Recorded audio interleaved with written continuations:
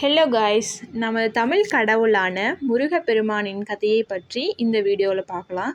சிவபெருமான் தனது நெற்றிக்கண் நெருப்பினை வெளியிட அதை தாங்கிய வாயு பகவான் சரவண பொய்கை ஆற்றில் விட்டார். அந்த நெருப்புகள் 6 குழந்தைகளாக கார்த்திகை பெண்களிடம் வளர்ந்தனர். அன்னையான பார்வதி 6 குழந்தைகளையும் ஒரு சேர அணைக்கும் பொழுது 6 முகமான முருகன் தோன்றினார்.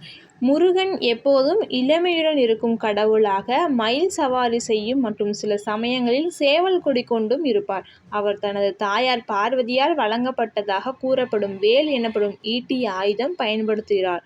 பெரும்பாலான சின்னங்கள் அவரை ஒரே ஒரு தலையுடன் பிரதிநிதிப்படுத்துகின்றன. சிலவற்றில் 6 தலைகள் உள்ளன. அவை அவரது பிறப்பை சுற்றியுள்ளது. முருகப்பெருமானை எப்படி வழிபட்டால் முருகனின் அருளை பரிபூர்ணமாக பெறுவதுடன் நம்முடைய வாழ்க்கையிலும் பலவிதமான நன்மைகளை பெற முடியும், துன்பங்களில் இருந்தும் கர்ம வினைகளில் இருந்தும் விடுபட முடியும் என்பதை இங்கு தெரிந்து கொள்வோம். முருக வழிபாட்டினை துவங்கும் நாளன்று காலையில் எழுந்து சரவண பொய்களில் குளிப்பதாக நினைத்து ஓம் சரவணபவ என்று மந்திரத்தை சொல்லி தண்ணீரில் மேலே ஊற்றி சுத்தமாக குளிக்க வேண்டும்.